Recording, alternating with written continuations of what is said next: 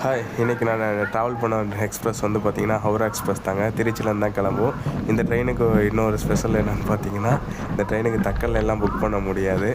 அது முன்னாடியே புக் பண்ணணும். இல்லைனா ஆன் போர்ட் வந்து புக் பண்ணலாம். சீட் வேக்கன்ட் இருந்தால் நம்ம அங்கேயே டிடி இருப்பாங்க, அங்கேயே நம்ம வந்து புக் பண்ணிக்கலாம். ஆமாம், ஃபைனோடு தான் போடுவாங்க, அதையும் சொல்லிடுறேன்.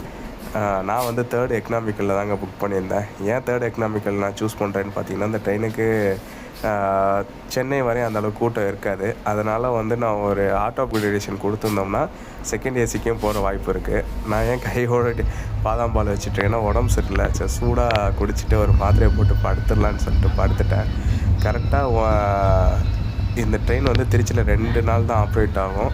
எந்தெந்த நாள்னு வந்தீங்கன்னா செவ்வாய்க்கிழமையும் வெள்ளிக்கிழமையும் தான். கரெக்டாக 1:35க்கு மத்தியானம் எடுத்துருவாங்க. கரெக்டாக டைமுக்கு எடுத்துட்டாங்க. ஆமாம், இது காவேரி பாலம், தண்ணிலாம் ஜோதியாக போயிட்டு இருந்துச்சு. நம்மளுக்கு முடியலை.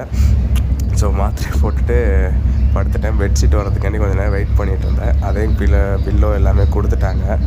இது நான் தாம்பரம் வரை தாங்க ட்ராவல் பண்ணுறேன். அதனால் இதோட ஸ்பேர் பார்த்திங்கன்னா 580 வாங்குகிறாங்க. டேக்ஸோடு பார்த்திங்கன்னா 591 வருது.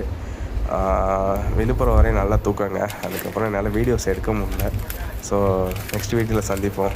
இதுதான் யாராச்சும் டியூஸ்டே